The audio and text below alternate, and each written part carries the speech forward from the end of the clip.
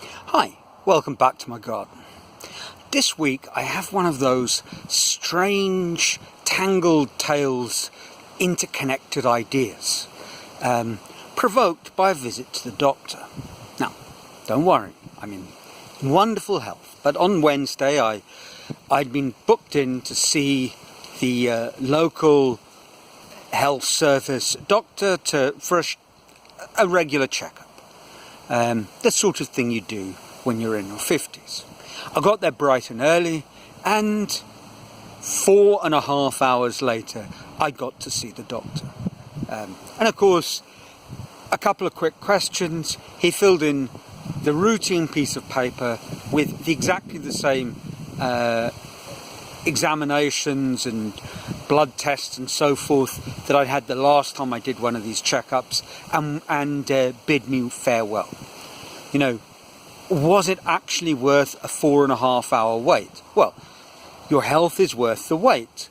But I would argue that perhaps they could have organised this a little differently.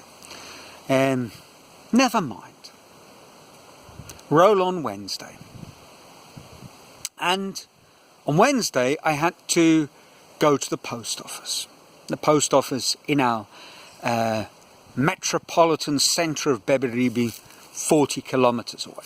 And the reason I went is because our local post deliverer, let's call him Cliff, rather than actually deliver the post, fills in a piece of paper saying that nobody was at home. Now, in my case, nothing could be further from the truth. I used as a postal address my father-in-law's.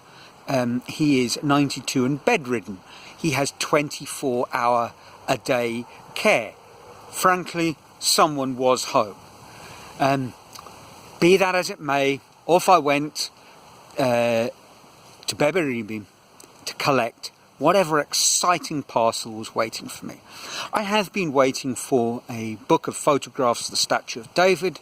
I've been waiting for more than 2 years, and I'd kind of given up hope that that would be what was waiting for me, and I was right. It was a bank card for a bank account that actually I don't use anymore, but I needed to open when I left my teaching job. So another hour and a half in a queue, and once again, was it really worth the wait? I think not. But here's the strange thing. It wasn't time wasted.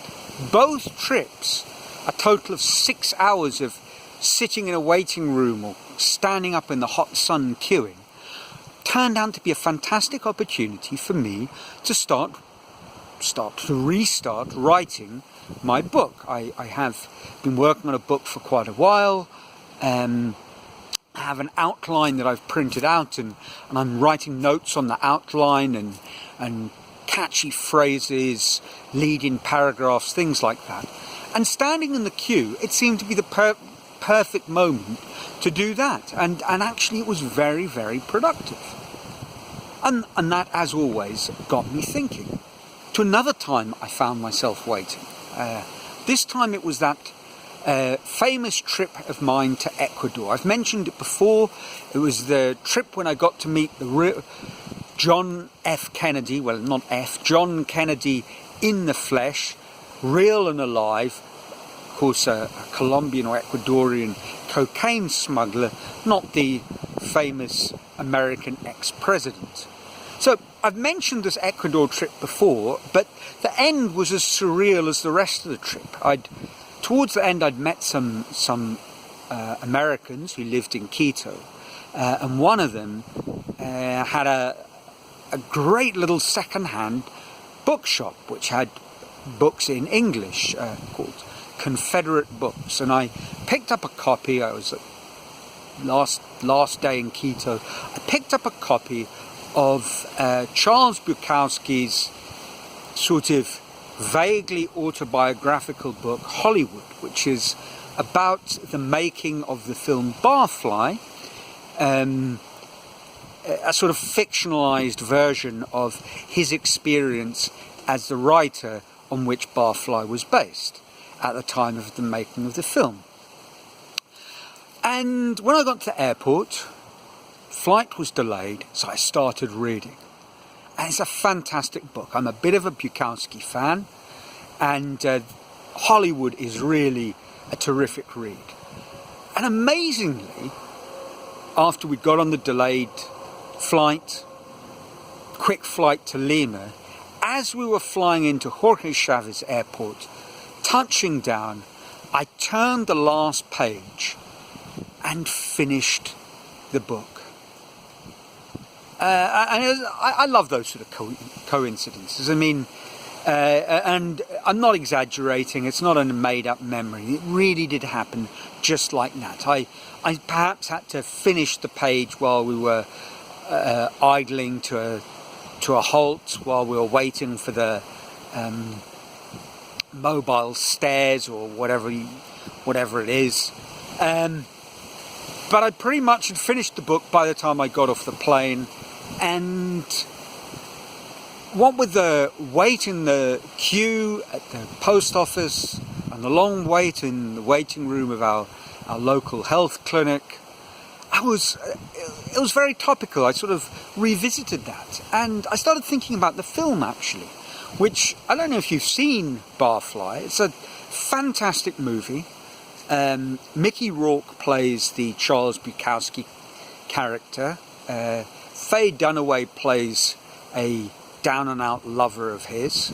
And Alice Krige, the South African actress, plays a wealthy, well-to-do publisher lady.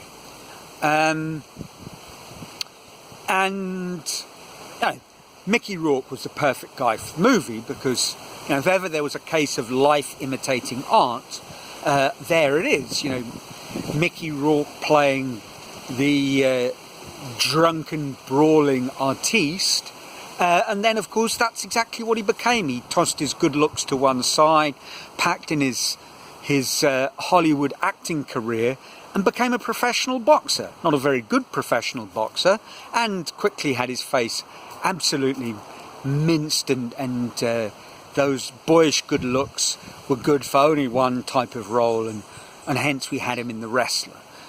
So Mickey Rourke, perfect for the role, and in the film he sort of plucked out of his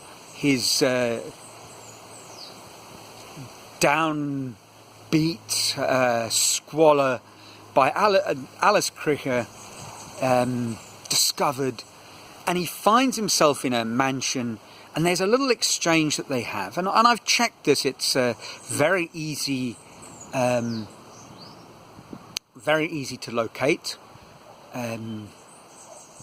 Mickey Rourke at a certain point says to her, after she suggested that he would have peace and quiet and the like if he just stayed with her and wrote in the mansion, at a certain point says the fantastic line, living in a cage with golden bars. It's no place to write anything of any real value.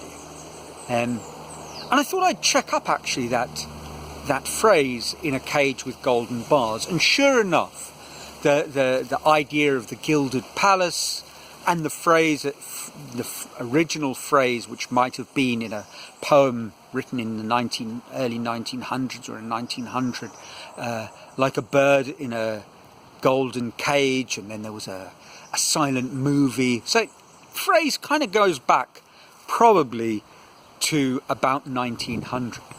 It's wonderfully evocative, and the more I thought about it, the more it seemed to tie in with an idea that I've pondered quite a lot since living here, and I do sometimes refer to here as a sort of paradise prison, in a way. But that kind of question that, you have stories of people who only really discover themselves or sort themselves out or do what actually needs to be done when they physically go to prison. Nothing focuses your mind quite like, I suppose, a small prison cell and absolutely no real control of your freedom, how you fill your day. And under those circumstances, reading or writing truly do become liberating experiences. And yet we, and obviously, although it's not the royal we, by we, I find myself here in this paradise with absolutely unlimited time on my hands, and settling down to write seems so incredibly difficult. And I guess what it is of course, there are all sorts of tempting, seductive, incredibly comfortable and enjoyable false paths. There's a lot of things I can fill my day with that are enjoyable and will convince me that I'm doing something useful. I can read book reviews about chess books rather than studying chess books. I can attend webinars about writing a book rather than writing a book. And perhaps one needs that kind of total elimination of alternatives to focus the mind. Or perhaps not. Maybe this is an example of those sort of survivor syndrome stories where we can find all those examples of prisoners who just discovered themselves in prison. But the truth is there are tens of thousands, and based on an American prison population of over 3 million, millions of people who have been incarcerated and found nothing but wanton devastation and the ruination of whatever was good in their life to begin with. And for all the millions of people like me who use their time, squander their time in idle nonsense, there are a good number of people who, when blessed with the kind of possibilities I'm blessed with, put it to good use and do something wonderful. And that's definitely, I suppose, actually, if I'm honest, to some extent true with me. Having moved into my gilded cage, where the golden bars are these beautiful trees around me, well, I have become much more productive. We need to be careful about sorting reality out from the myths. But it was interesting, this whole kind of line of thinking, sort of meandering through a long wait in a queue, and something that happened to me all those years ago, a jogging of the memory. And I'm lucky that way. But then it got me thinking, inevitably, these are things that I really should pop on a Zettel. Well, that's it for this week.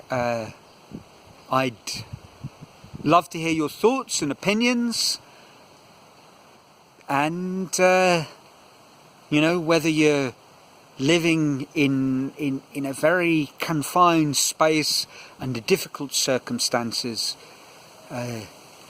with miserable weather all around you, or whether you're in splendid sunshine in a tropical paradise like me.